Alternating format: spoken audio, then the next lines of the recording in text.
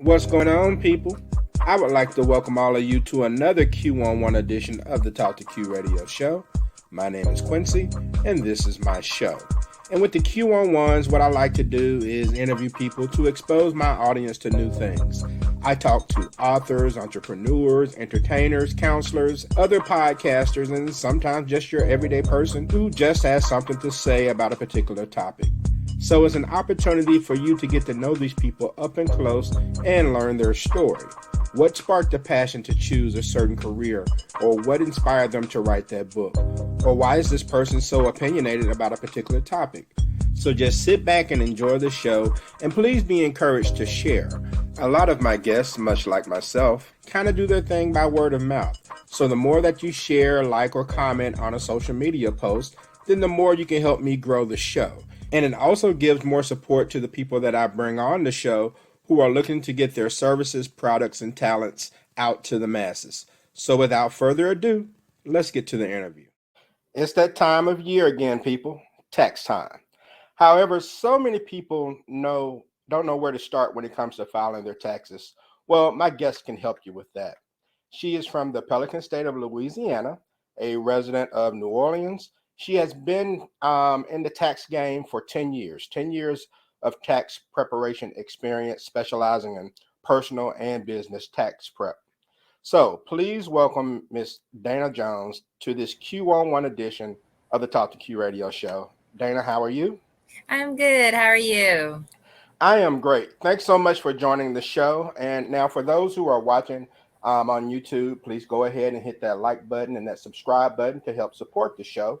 And if you're listening on Apple, Spotify, or whatever podcasting platform you may prefer, then please subscribe and leave a review of the show. If you want to access previous shows or learn more about T2Q, then go to www.talktoq.com. All right, so Dana, so how did you get started in being a tax preparer? So I got started maybe about 10 or so years ago, maybe a little bit more. But I was doing my own taxes. Got honestly really just got tired of paying H&R Block, paying one of those tax franchises, a whole bunch of money to get me just a little bit of money. So I was like, you know what? I'm giving all my coins away. Let me see if there's something that I can do myself. So I started researching and I'm looking at different tax websites, Tax Act, TurboTax, different ones like that, and wanted to just branch out and see if I can do it myself and keep some of my coins for my own. I get And you. I've been doing it ever since. And actually, I've always been a math person, a numbers person. So once I started doing my own taxes, friends and family was like, "Hey, I'm gonna stop paying these people too. Let me let you do it." So it's always been since I started about 10 years ago. It's just always been a passion of mine just to keep going and keep trying to help people. And that's cool. And I think that is great. I'm not necessarily a math guy, so I'd much rather someone else handle the math. Mhm. But you are the owner of Tax Guru LLC. How did you come about to start your own business? I mean, what gave you the idea to say, you know what, I can do this? So I've been wanting to branch out and do my own thing for a couple years and have always just been pretty much kind of scared because as a brand new entrepreneur you may not get clients, and taxes can be a little bit tricky. People only trust certain people with their information. We have a lot of people that are coming out being their own tax person, and I was like, if I've been doing this for myself for 10 years, I've been doing this for different people, like why not help, like why not spread the love and branch out and finally just believe in myself and actually you know start it. So I actually did it last year, started in October. I was like, tax season coming up, I already know the people that I have, the people that I've been working with for the past couple years. Let me see if I can get some new people, like get them to believe in me like I believe in myself. All right. So here's an important question. I'm gonna put you on the spot with this one. Okay. What makes your service better than anyone else out there? Whew. What makes Tax Guru better than anyone else? And I say because I work from the heart. And I put myself into it. Like I, I've been cheated out of money before. I've had to pay back taxes. I didn't get a lot, and I also wasn't educated on the fact of like what goes into taxes. So what sets me apart from other tax people is that this is me. Like I've put my money, my heart, my soul, my finances, my resources into a business that I believe in. So the difference comes in because this is all me. Like this is all me. So if they lose, I'm losing myself. So I'm not willing to risk anything. And so what sets me apart is that I'm pouring myself into this. Like I'm giving them my all. Like all my clients, they have my personal cell phone number. They can call me, text me anytime they have questions. Like I'm there for them, helping them from the beginning to the end. So I'm putting all of myself into my business and into their taxes to make sure that they understand exactly what I'm doing and what they're getting from me. And I think that's great. I think that's what any of us want when we go to a business. We want them to treat, whatever we're getting from them as if it were their own. We want them to take ownership, Mhm. and have our best interests at heart. So I think that is great. Thank you. All right. So you offer virtual services, and so much is being done virtually these days. And the virtual world can scare some people out there, especially older people, when it comes to security. Is there a significant difference in filing with someone virtually as opposed to walking into an office? It can be. So normally before I actually launched Tax Guru, I was using TaxAct and I was using their website. So my clients would normally just send me like a picture of their stuff, or they would pretty much drop their stuff off at my house and give it to me.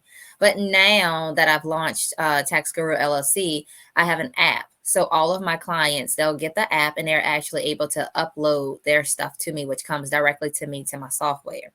I still take in person clients if people want to do it in person because, like you said, older people are not technology savvy. So, I mean, I can do it both ways. For my younger people, we have that app where you can upload. It asks you for a selfie. It asks you all of your information. You're putting in your information. And then you're also uploading your documents. But for my older people, I can come sit in front of your face and type in all of your stuff right then and there. So it just depends on what people are looking for. What they're most comfortable with is what I'm comfortable with doing.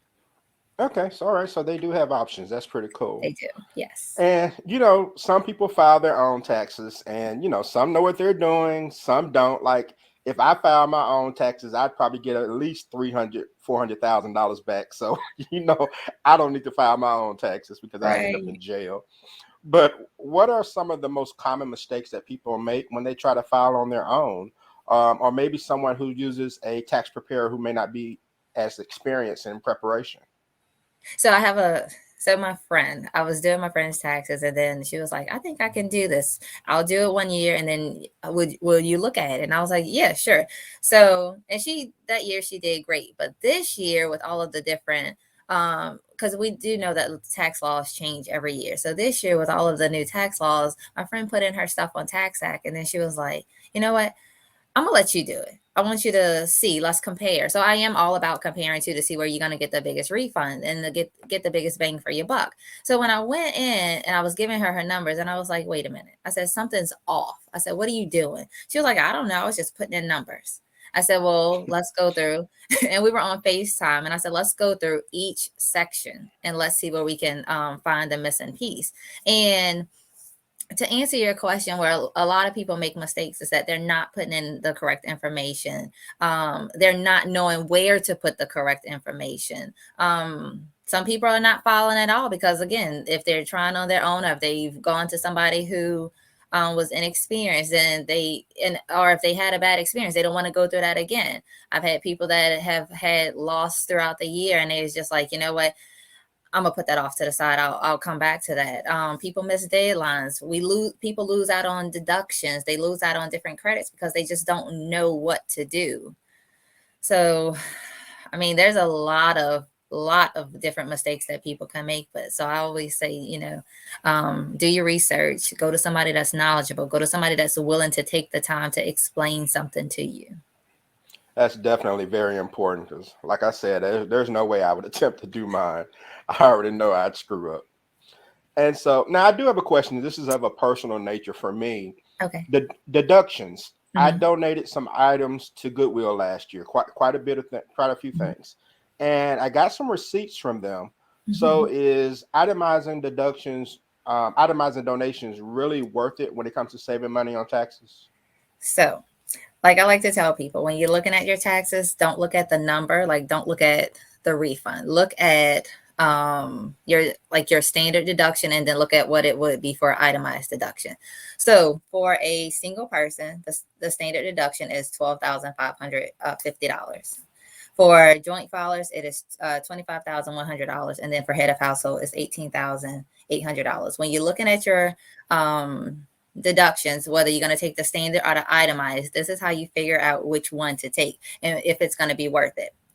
If your standard deduction, so you would add up all of your deductions, whether that's your medical expenses, your out-of-pocket medical expenses, whether that's your amount that you put into your retirement, whether that's your education, whether that's all of the things for like your I'm sorry, I'm getting tongue tied, but it's like all of your things for your loans, your student loans, all of those. You add up all of that and see which will be more. Is it your itemized amount or is it your standard deduction? And that's the one that you take. So just because we donate throughout the year to maybe like Goodwill, to all of these different charities, whether we donate to the church, it doesn't mean that that's the best route to take. I donate every year. I donate clothes and I always put my tithes in church. But depending on that amount, if it's not, once I add up all of my itemized deductions, if it's not bigger than my standard deduction, I'm taking my standard deduction so I can get the bigger bang for my buck.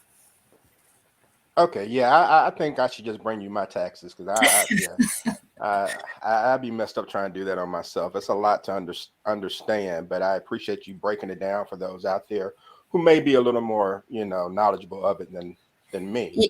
Because people think that just because, oh, I gave tithes to the church, or oh, because I donated this, then I'm about to get, like, it's going to help boost me up. And that's really not Hmm. true. It just depends on if all of those added up together is bigger than your standard deduction, because everyone can take the standard deduction. But when you itemize, if your itemized amount is more than your standard deduction, then of course go with that.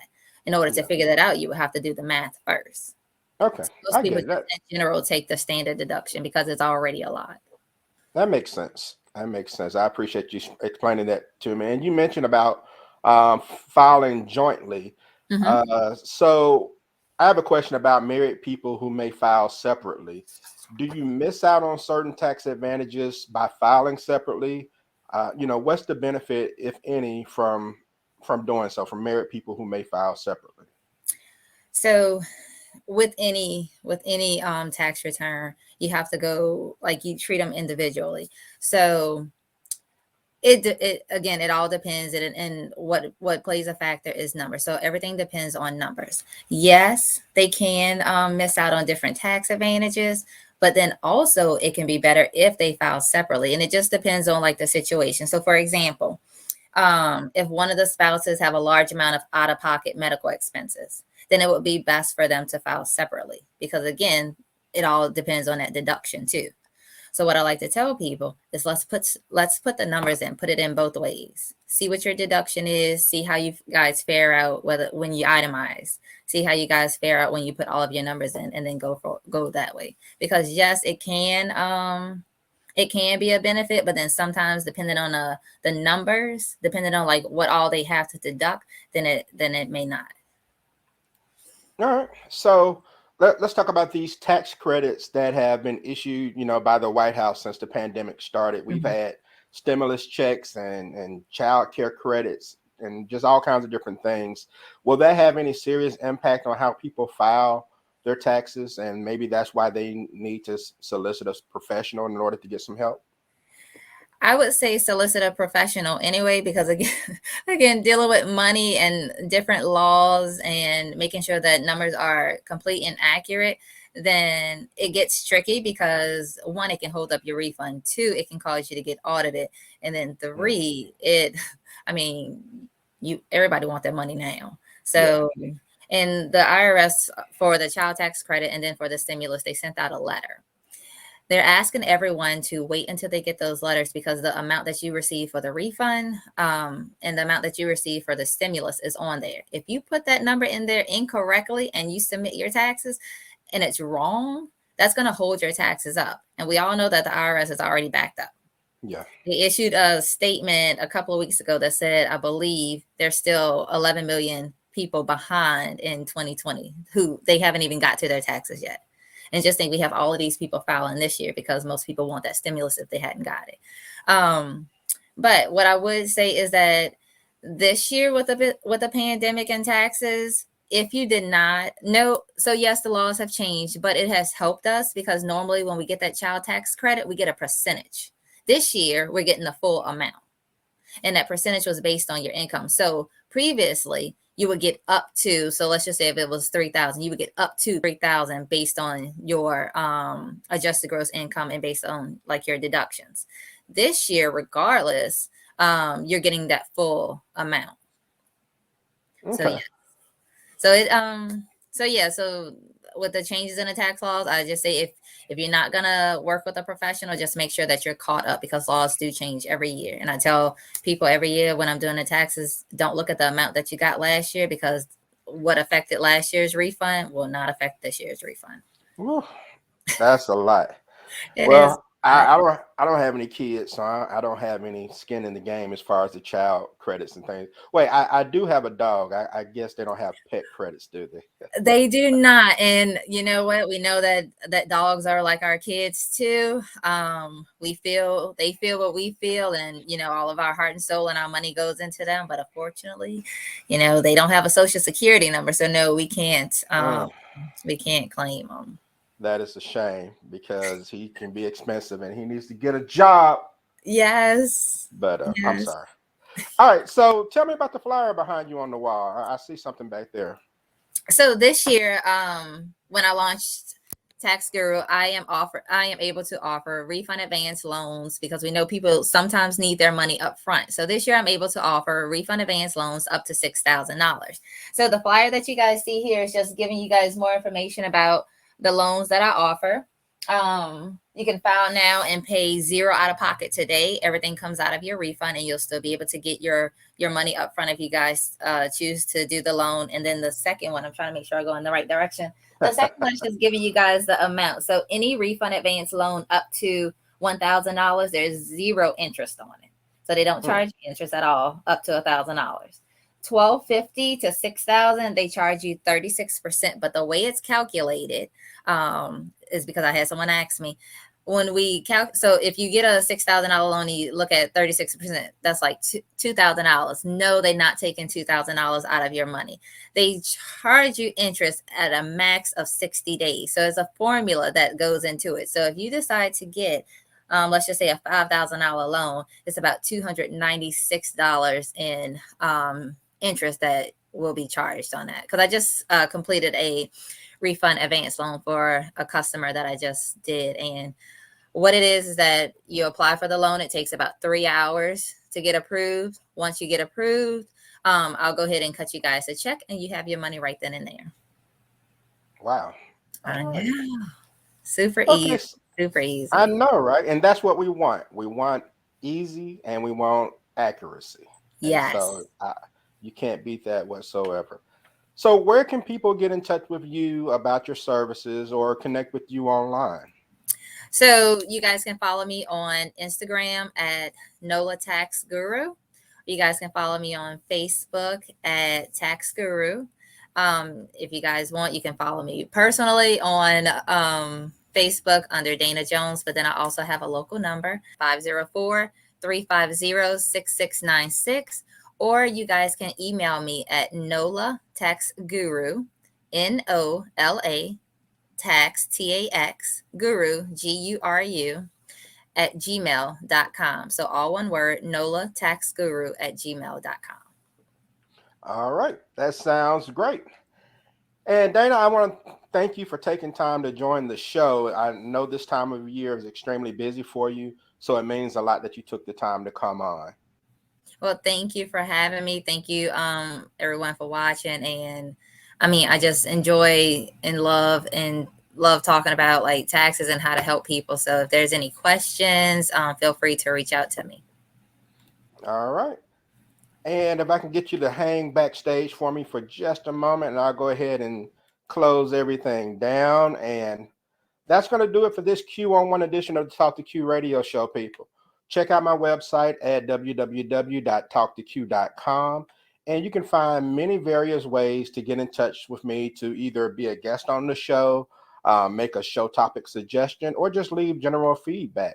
So everyone stay warm out there. Peace out. And don't forget to follow me on social media to find out how you can win this painting that's behind me. It's called The Unit. It is an exclusive painting from New Renaissance Paint Art Studios. So I'll be giving that away on the show's 11th birthday on February the 20th. So find out how you can win that by following me on social media. Everyone enjoy the rest of your day. Peace out.